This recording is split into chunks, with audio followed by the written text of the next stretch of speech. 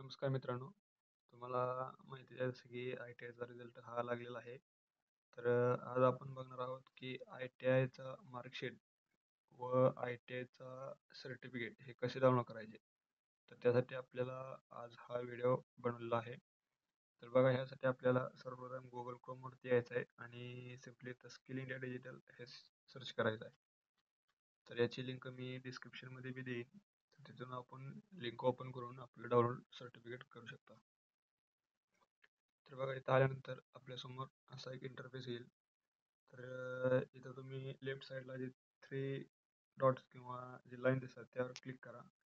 Click केल्यानंतर जो log इनचा option दिसेल त्यावरती आपल्याला क्लिक करायचं आहे. क्लिक केल्यानंतर आपल्यासमोर असे एक 3-4 ऑप्शन येतील. तर त्यातला जे लास्टचा ऑप्शन आहे ITI रिझल्ट यावरती क्लिक करून द्या. क्लिक केल्यानंतर हे पुढच्या पेजवरती तुम्हाला घेऊन जाईल. इथं बघू शकता तुम्ही जी 3 लाईन्स आहेत यावरती एकदा क्लिक करायचं आहे. क्लिक केल्यानंतर अजून एकदा लॉग इन म्हणा.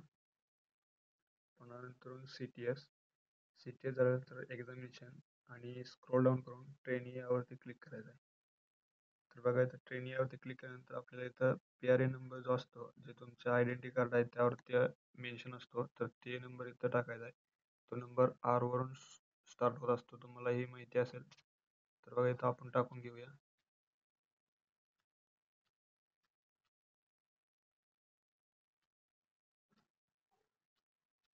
तर बघा या प्रकारे टाकल्यानंतर आपल्याला जी आपली डेट ऑफ बर्थ आहे तर ती इथं सिलेक्ट करायची आहे.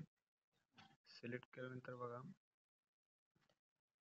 सेट करून सिम्पली लॉग इन यावरती क्लिक करायचं आहे. तर इथे क्लिक केल्यानंतर जे ऑफिशियल वेबसाईट आहे त्यामध्ये आपण डॅशबोर्डवरती आपण येईल. तर बघा इथं डॅशबोर्ड असं लिहिलेलं आहे. तर इथं जे राईट साईडला तुम्हाला जे 3 लाईन्स दिसते त्यावरती क्लिक करायचं आहे. क्लिक केल्यानंतर आपल्यासमोर असे ऑप्शन येतील. तर बघा तुम्ही आपला रिझल्ट जर बघितला नसेल तर हे जे व्ह्यू रिझल्ट आहे यावरती तुम्ही क्लिक करून तुम्ही आपला रिझल्ट बघू शकता किंवा डाउनलोड करू शकता. तर बघा इथं तुम्हाला रिझल्ट बी पाहता येणार आहे. तर इथं बघा डाउनलोड मार्कशीट असं एक लिहिलं आहे आणि डाउनलोड सर्टिफिकेट हे एक 2 ऑप्शन आहेत. तर सिम्पली आपल्याला जर मार्कशीट डाउनलोड करायचं असेल तर डाउनलोड मार्कशीट यावरती क्लिक करायचं आहे. इथे क्लिक केल्यानंतर बघा आपल्यासमोर असे 2 ऑप्शन येतील. एक फर्स्ट इयरचं मार्कशीट इथं दाखवते. मार्कशीट इज जनरेटेड असं म्हटलेलं आहे, म्हणजे ते पूर्णपणे जनरेट झालेलं आहे. तर बघा इथं 2 ऑप्शन आहेत. यामध्ये तुम्ही जे ॲक्शनच्या खाली जे 3 डॉट दिसते त्यावर क्लिक करून तुम्ही इथं बघू शकता डाउनलोड मार्कशीट असं म्हटलेलं आहे आणि डाउनलोड कन्सोलिडेटेड कन्सोलिडेटेड मार्कशीट असं म्हटलेलं आहे. तर यावरती तुम्ही क्लिक केलं तर तुमच्यासमोर दोन्ही वर्षाचे मार्कशीट आपल्याला समोर दिसतील. तर याच प्रकारे जर तुम्ही फर्स्ट इयरचं जर मार्कशीट डाउनलोड केलं नसेल तर सिम्पली तुम्हाला ह्याच 3 डॉटवर क्लिक करून डाउनलोड मार्कशीट यावरती क्लिक करायला आहे. तर बघा इथं तुम्हाला मी डाउनलोड कन्सोलिडेटेड यावरती क्लिक करून दाखवतो.